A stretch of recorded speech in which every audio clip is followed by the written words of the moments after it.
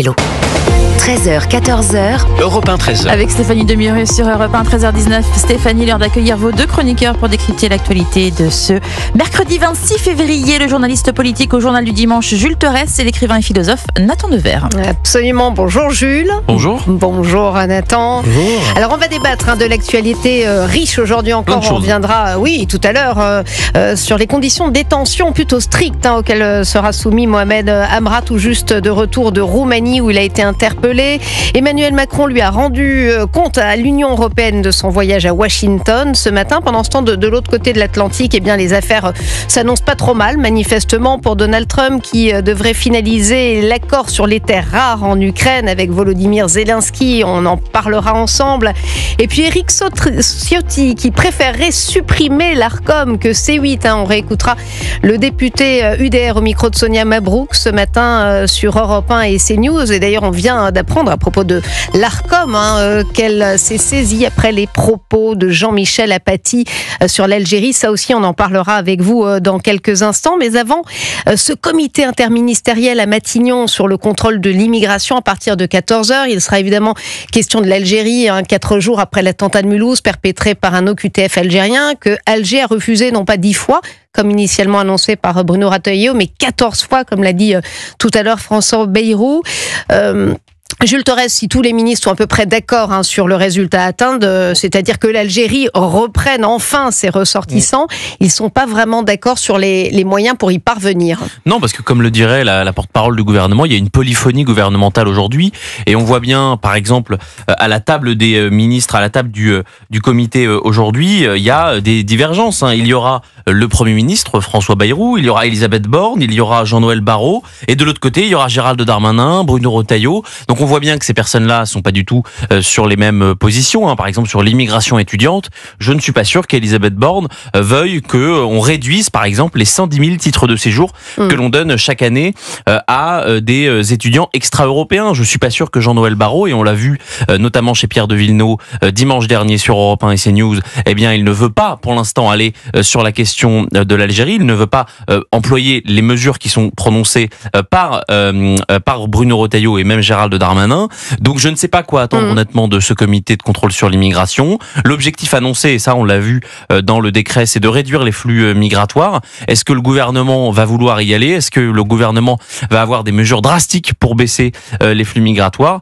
Ça, c'est une réponse qu'on aura dans les prochaines heures. Moi, je crains que ce soit encore une fois un écran de fumée dont François Bayrou a le secret. C'est-à-dire que pour éviter une guerre fratricide au sein du gouvernement entre leurs ministres, il crée un comité de plus, un comité Théodule de plus, et avec assez peu d'effets concrets. Avant de donner la parole à Nathan Dever, je voulais vous faire justement écouter Jean-Noël Barrot que vous citiez, c'était chez nos confrères de BFM. Écoutez ce qu'il dit. Nous avons déjà pris des mesures de restriction de circulation et d'accès au territoire national pour certains dignitaires algériens. Je n'aurai pas de problème à en prendre d'autres, dans la mesure où ça me permet de faire avancer et de défendre les intérêts des Français. En matière de diplomatie, nous avons toute une palette d'outils, certains plus durs que d'autres, et ça n'est pas toujours avec les outils les plus durs qu'on obtient des résultats.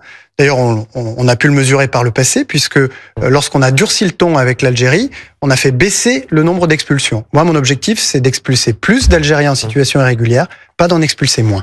Et on voit que c'est un petit peu, Nathan Dever, deux salles, deux ambiances, Bruno Retailleau et Jean-Noël Barrot. Oui, bien sûr. Alors j'ai cru comprendre que le motif de cette réunion, c'était le désaccord qui existe au sein du gouvernement entre des partisans d'une ligne dure vis-à-vis du régime algérien et d'autres qui sont d'une ligne plus faible, plus diplomatique. J'aimerais juste rappeler qu'il n'y a pas seulement la question des expulsions, et en effet, dans le cas de l'attentat, de l'attaque terrible et tragique de Mulhouse, mais il y a aussi le fait que nous devons le rappeler tous les jours, je crois, un otage en Algérie, qui est un écrivain, qui est embastillé pour avoir usé de sa liberté d'expression pour critiquer un régime autoritaire.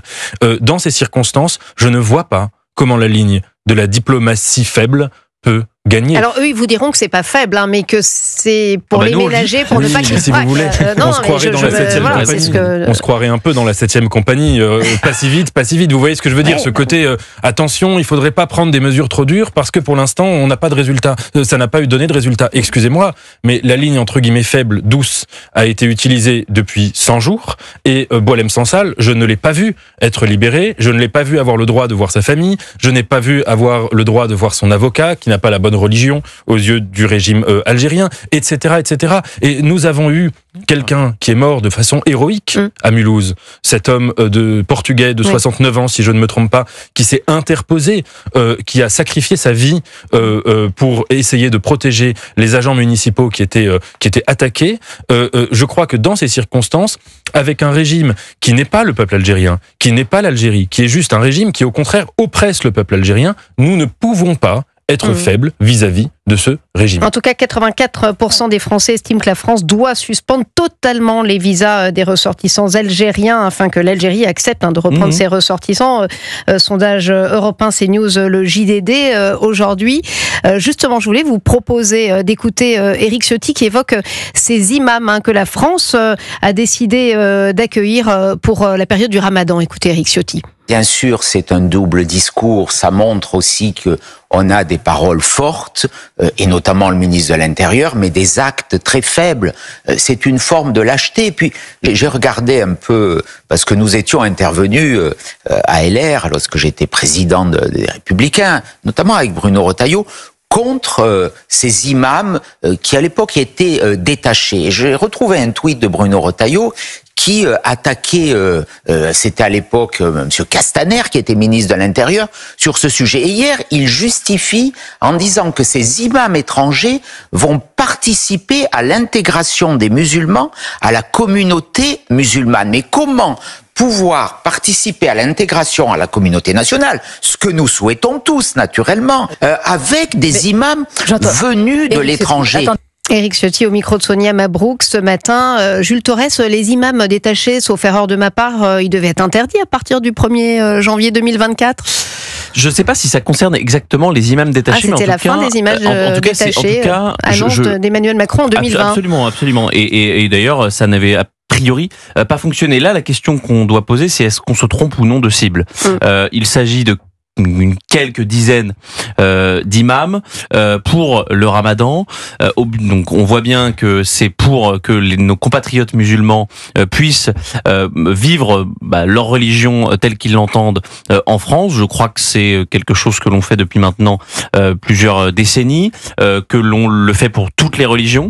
Il y a des rabbins israéliens qui parfois viennent lors des fêtes juives. Il y a des prêtres africains qui viennent notamment parce qu'il n'y a pas assez de prêtres en France. Donc le sujet de ces imams, s'en prendre à eux, c'est pas s'en prendre au régime algérien. Le régime algérien, il faut le dissocier des Algériens immigrés étrangers ou d'origine algérienne en France. Les sanctions, elles doivent s'imposer aux dignitaires. Elles doivent s'imposer sur la question des visas. Vous avez parlé d'un sondage, 84% en 2022. La France a donné 209 000 visas à l'Algérie et n'a récupéré en échange que 470 laissez-passer consulaires pour la question des expulsions. Voilà, le problème, et c'est ce que a dit Jean-Noël Barrot, c'est que la question des visas ne doit pas être la seule. Il y a une enveloppe globale de mesures de sanctions, et c'est ce qu'on avait fait en 2022 sur la question des visas, on les avait réduites de 30%, ça n'avait pas fonctionné.